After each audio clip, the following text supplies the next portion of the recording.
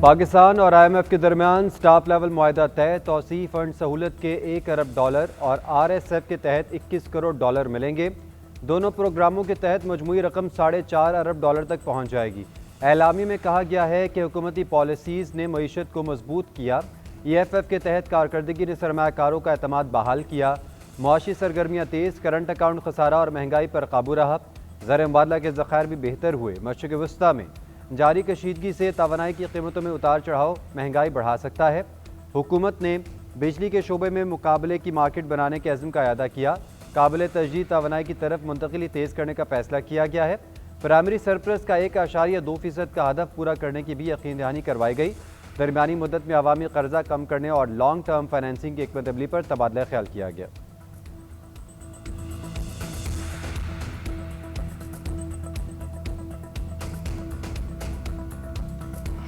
Donald Trump نے آبنۂ Hormuz کو street of Trump قرار دے دیا، بولے ایران کو اسٹریٹ آف ٹرمپ کھولنا پڑے گا، میرا مطلب ہے اسٹریٹ آف ہرمز۔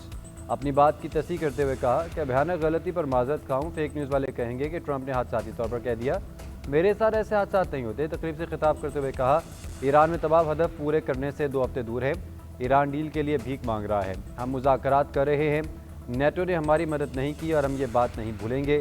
ایران کی نیوکلیئر بلیک میلنگ کو ختم کر دیا، کوئی توقع نہیں کر سکتا تھا کہ سعودی عرب پر میزائل داغے جائیں گے۔ ایران کے سپریم لیڈر بارے کچھ معلوم نہیں ہو رہا۔ امریکی صدر خطاب میں پاک بھارت جنگ کا تذکرہ نہ بھولے، کہا دونوں ممالک کی جنگ کے دوران 9 طیارے تباہ ہوئے۔ وزیر اعظم شہباز شریف کی بھی تعریف کی۔ جب تک ضروری ہوا ایران اپنا دفاع جاری رکھے گا، ایرانی وزیر خارجہ عباس عراقچی کا اقوام متحدہ کے انسانی حقوق کونسل سے خطاب، کہا ایران کو امریکہ اور اسرائیل کی مسلط کردہ غیر قانونی جنگ کا سامنا ہے، یہ جنگ صریحاً بلا جواز اور شفاقانہ ہے۔ جنگ اس وقت شروع کی گئی جب جوہری معاملے پر امریکہ اور ایران میں مذاکرات ہو رہے تھے۔ 9 ماہ کے دوران دوسری بار سفارتکاری کو نقصان پہنچایا گیا۔ عباس عراقچی نے کہا کہ جنگ کے آغاز میں میناب کے اسکول پر ہونے والا حملہ سوچی سمجھی منصوبہ بندی کے تحت ہوا، یہ کسی غلطی کا نتیجہ نہیں بلکہ جنگی جرم ہے اور جنگی جرم کا ارتکاب کرنے والوں کا محاسبہ کرنا ہوگا۔ ایران کی اسرائیل پر کلسٹر بموں کی بارش، کثیر المنزلہ عمارتوں کو نشانہ بنایا گیا، میزائل اسرائیلی فضا میں داخل ہوتے ہی سائرن بج اٹھے، لوگ شیلٹرز میں پناہ لینے پر مجبور ہو گئے۔ اسرائیل کی جانب سے 1 ہلاک اور 2 افراد کے زخمی ہونے کی تصدیق۔ ایرانی میڈیا کے مطابق فوج نے کویت میں امریکہ کے ٹیکٹیکل جہازوں کو بھی نشانہ بنایا۔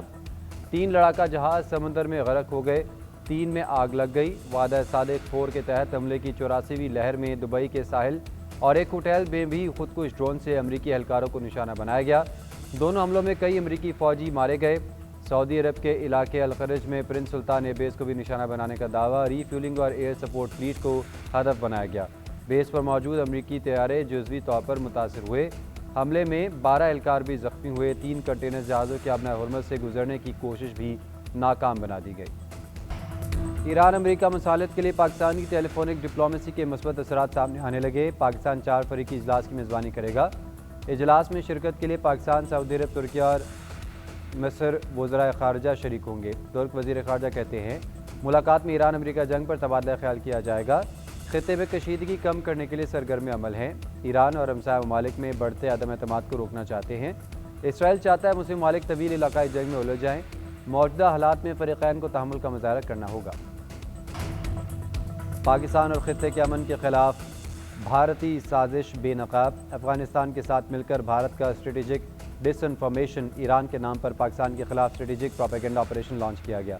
جعلی ایرانی شناختوں کے ذریعے پاکستان میں نفرت انگیز بیانیے گڑنے کی سازش، امریکہ کے لیے تیل کی ترسیل کا جھوٹا الزام لگا کر پروپیگنڈے کو بنیاد فراہم کی گئی۔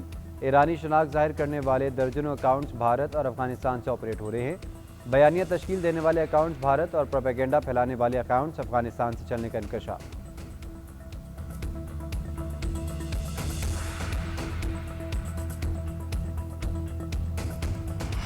ایران میں فوجی بھیجنے کی ضرورت نہیں، جنگ مہینوں نہیں بلکہ ہفتوں میں ختم ہوگی۔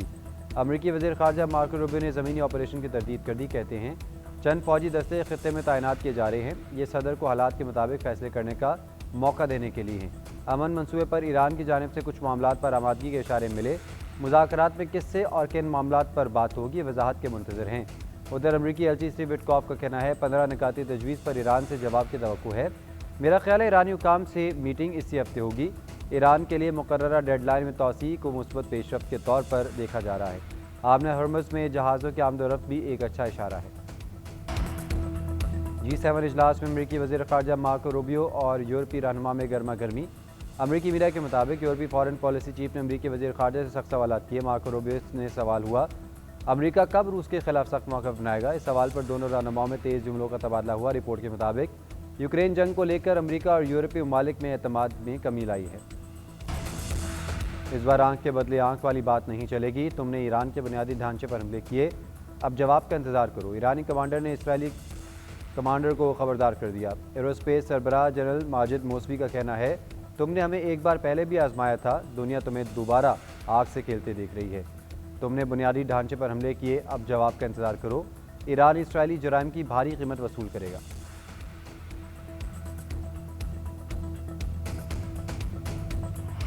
سعودی وزارت داخلہ نے حملوں کے مقامات کو رپورٹ کرنے پر پابندی لگا دی۔ حکام کا کہنا ہے کہ میزائل اور ڈرون گرنے کے مقامات کی تصاویر، ویڈیوز بنانے اور شائع کرنے پر پابندی ہے۔ حملوں کے مقامات کی معلومات پھیلانے سے قانونی کارروائی کا سامنا ہو سکتا ہے۔ مرتکب افراد کے خلاف فوری قانونی اور عدالتی کارروائی کی جائے گی۔ ایسے کسی بھی مواد کی تشہیر سے گریز کرے جو ملک کی سلامتی کو متاثر کر سکتی ہو۔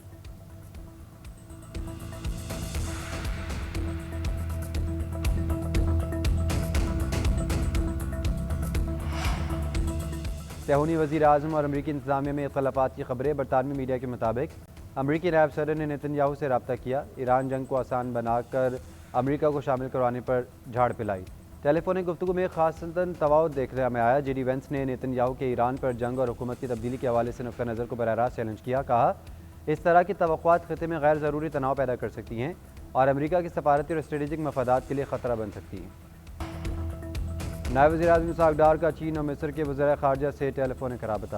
اسحاق ڈار نے سوشل میڈیا پر لکھا کہ چینی وزیر خارجہ وانگ جی سے اہم ٹیلی فونک گفتگو کی، خطے میں امن و استحکام کی فوری بحالی پر اتفاق کیا گیا۔ دونوں رہنماؤں نے اس پر زور دیا کہ مشرق وسطیٰ سمیت پورے خطے میں کشیدگی کا خاتمہ ناگزیر ہے اور اس مقصد کے لیے فوری جنگ بندی، امن، مذاکرات کی بحالی اور سمندری راستوں کی سیکیورٹی کو یقینی بنایا جانا چاہیے۔ چینی وزیر خارجہ نے خطے میں امن کے قیام کے لیے پاکستان کی جاری سفارتی کوششوں کو سراہتے ہوئے مکمل حمایت کا اظہار کیا۔ اسحاق ڈار کی مصری وزیر خارجہ ڈاکٹر بدر العطائی سے بھی ٹیلی فونک گفتگو ہوئی۔ دونوں وزراء خارجہ نے قریبی روابط برقرار رکھنے پر اتفاق کیا۔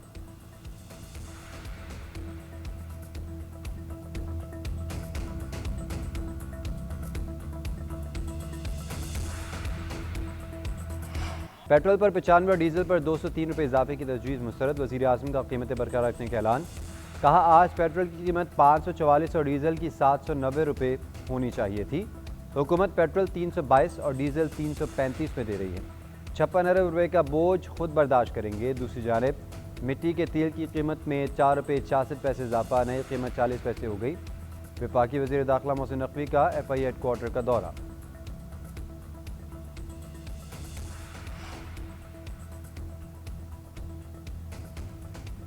وفاقی وزیر داخلہ محسن نقوی کا ایف آئی اے ہیڈ کوارٹر کا دورہ۔ انفراسٹرکچر کی بہتری کے پروجیکٹ کا معائنہ۔ تعمیراتی سرگرمیاں جلد مکمل کرنے کی ہدایت۔ سرکاری اداروں میں کرپشن کے خلاف بھرپور کریک ڈاؤن کا حکم دیا۔ محسن نقوی نے کہا کہ وزیر اعظم کے ویژن کے مطابق سرکاری اداروں میں کرپشن کے خلاف زیرو ٹالرنس پالیسی اپنائی جائے۔ ایف آئی اے میں اصلاحات کا عمل اسی سال دسمبر تک مکمل کیا جائے گا۔ بیرون ملک ملازمت کے اشتہارات کی آن لائن نگرانی کی جائے۔ ایف آئی اے کو ہر قسم کے منظم جرائم کے خلاف ہر اول دستے کے طور پر منظم کیا جائے گا۔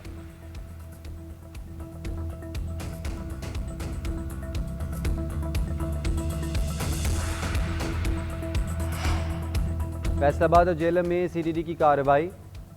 فتح الخوارج کے 2 خطرناک دہشت گرد گرفتار۔ سی ڈی ڈی کے مطابق دہشت گرد حساس اور اہم مقامات کو نشانہ بنانا چاہتے تھے، مختلف مقامات پر کارروائی کر کے عوام میں خوف و ہراس پھیلانا چاہتے تھے۔ دہشت گردوں سے بارودی مواد برآمد، آئی ای ڈی بم، ڈیٹونیٹر اور حفاظتی فیوز بھی برآمد کیے گئے۔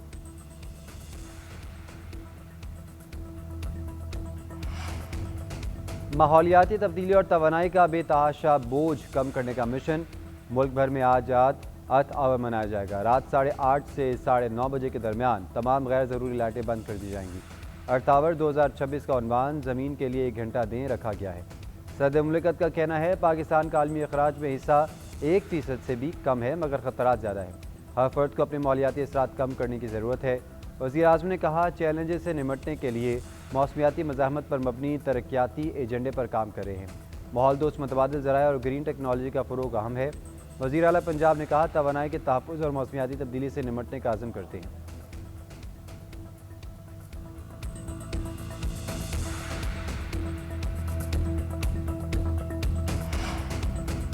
ایران کے خلاف جنگ کے معاملے پر اسرائیلی وزیر اعظم نیتن یاہو اور اسرائیلی خفیہ ایجنسی موساد کے سربراہ میں شدید اختلافات سامنے آ گئے۔ ایرانی میڈیا نے دعویٰ کیا ہے کہ ایران کے خلاف چھیڑی گئی جنگ میں مسلسل شدت کے باوجود موساد کے سربراہ ایک ہفتے سے اہم میٹنگ میں شرکت نہیں کر رہے۔ اسرائیلی وزیر اعظم موساد کے سربراہ پر ایرانی فوج کی صلاحیتوں سے متعلق غلط معلومات دینے کا الزام لگا رہے ہیں۔ اسرائیلی وزیر اعظم ایران جنگ کی ذمہ داری موساد کے سربراہ پر ڈال رہے ہیں۔ موساد کا موقف ہے کہ جنگ کے ذمہ دار اسرائیلی وزیر اعظم نیتن یاہو ہے۔ امریکی ایف بی آئی ڈائریکٹر کاش پٹیل کی ذاتی ای میل ہیک، ایران سے منسوب ایک ہیکر گروپ نے ہیکنگ کر لی۔ میڈیا رپورٹس کے مطابق ہیکر گروپ ہینڈالا ہیک ٹیم کے ٹیم سے جانا جاتا ہے۔ کاش پٹیل کی ای میل، تصاویر اور کچھ دستاویزات حاصل کی گئیں۔ کچھ مواد آن لائن شیئر بھی کیا گیا۔ ایف بی آئی کا کہنا ہے کہ ہیکنگ ذاتی ای میل تک محدود ہے، سرکاری ای میل کو نشانہ نہیں بنایا گیا۔ لیک ہونے والا ڈیٹا پرانا ہے، سرکاری حساس حکومتی معلومات شامل نہیں ہیں۔ خطرات کو کم کرنے کے لیے اقدامات کر لیے گئے ہیں۔